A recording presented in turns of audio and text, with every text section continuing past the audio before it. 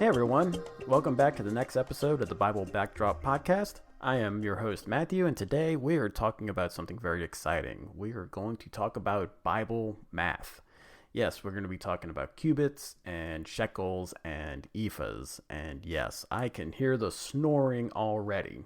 But if you'll stick with me, I'm pretty sure this can help your Bible reading, and I'm going to give you quite a few references as we go along. So first, we're going to start off with linear measurements. And it seems like the only measuring stick they had back in the Bible times was their arm. So you had 4 fingers equaled 1 palm, so that's 4 fingers left to right. 3 palms equaled 1 span. You had 2 spans equaled 1 cubit. And then 4 cubits equaled 1 fathom. And a cubit is the one that we see is the most common. If you measure out a cubit using this scale, it's about the distance from the tip of your middle finger to the elbow, usually between 17.7 and 20.6 inches. The first verse that we see for the cubit is Genesis 6:15, when God tells Noah to build the ark. The verse says, quote, "This is how you shall make it. The length of the ark, 300 cubits, its breadth, 50 cubits, and its height, 30 cubits. How big was that, approximately? Using the scale I talked about earlier, the length was between 443 to 515 feet long, 74 to 86 feet wide, and 44 to 52 feet high. To compare it to something today, it was about as long as 1.5 football fields and as tall as a 4-story house. The cubic capacity was between 1.4 to 2.3 million cubic feet. Now, longer distances were worked out by how many days it took to walk, i.e. something with several days' journey away. Greeks later instituted a standard system of distance called a stadia, which was a little over 200 yards. We first see this recorded in Matthew 14:24, when the boat the apostles on are, quote, many stadia from land, end quote. We also see it in Luke 24:13, noting that the village of Emmaus was about 60 stadia from Jerusalem. Using the calculation of approximately 200 yards per stadia, Emmaus was almost 7 miles from Jerusalem. Another distance measure we hear about is a Sabbath day journey in Acts 1:12. The maximum distance that could be walked on the Sabbath was 2,000 paces. This is a there and back distance of a Roman mile, which was 1,000 paces. This equals out to about 1,620 yards, so 4,860 feet, so a little less than our own mile. Finally, an acre of land was the amount of land that could be plowed by an ox in a day. We see this referred to in 1 Samuel 14:14 and Isaiah 5:10. Now we're going to talk about capacity. The name of the container usually gave its name to the measurement. The largest was called a homer and literally means donkey load and was used for cereals like barley. Asking Google for a recent equivalent, it was about 49.94 gallons. Rounding up about 50 gallons. The first time we see this discussed is in Leviticus 27:16. The next was an ephah, and it was 1/10 of a homer, making it almost 5 gallons. It was also used to measure cereals. It is all over the Bible. On Bible Gateway, when you put in ephah, it comes back with 95 different references. Finally, we have the omer, and it was 1/10 of an ephah, making it about half a gallon. In Exodus 16, this is the amount of manna per person they needed to gather per day, except for the Sabbath. On the day before the Sabbath, everyone gathered twice as much, as God did not send any manna on the Sabbath. Finally, we have the hin. That was apart from the 1/10 measurements of the ones I just mentioned. It was used to measure offerings of oil and wine. Estimates range that it was between 1 and 1.5 gallons. Exodus 29:40 says, quote, "With the lamb, offer 1/10 of an ephah, so a half gallon, of fine flour mixed with 1/4 hin of oil of pressed olives, and 1/4 hin of wine as a drink offering." So you had about a half gallon of fine flour, and 1 quart of olive oil, and then 1 quart of wine in the offering. Next, we're going to talk about weights. The shekel was the basic measure of weight and was between 9 to 12 grams, depending on the time period.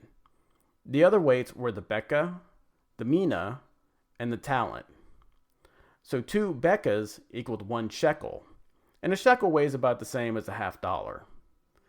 A beka is seen in Genesis 24:22. Quote, When the camels had finished drinking, the man took out a gold ring weighing a beka and 2 gold bracelets weighing 10 shekels. End quote. In this verse, the gold ring weighs about 1/5 of an ounce, while the bracelets weigh about 4 ounces each. Next, we have a mina, and that equaled about 50 shekels. A mina weighed 1.2 pounds. This is not to be confused with the Greek coinage known as mina that I'll talk about later and is used in Luke 19 in the parable of the 10 minas. This mina was a weight measurement, and we see it discussed in Ezra 269 and Nehemiah 771 when they talk about minas of silver. Next, we have the talent, and a talent equaled about 60 minas, and it was estimated to be around 75 to 80 pounds. In Matthew 18, we see the parable of the ungrateful servant who owed 10,000 talents to his master. This was between 750,000 to 800,000 pounds of gold. This amount probably would have bankrupted several countries. We see it again in Matthew 19 in the parable of the talents. Finally, we're going to be talking about some coinage. In the early days, trade was done all through barter. Later, weighted quantities of precious metals such as gold, silver, and copper were weighted out to make purchases, especially of larger items like land.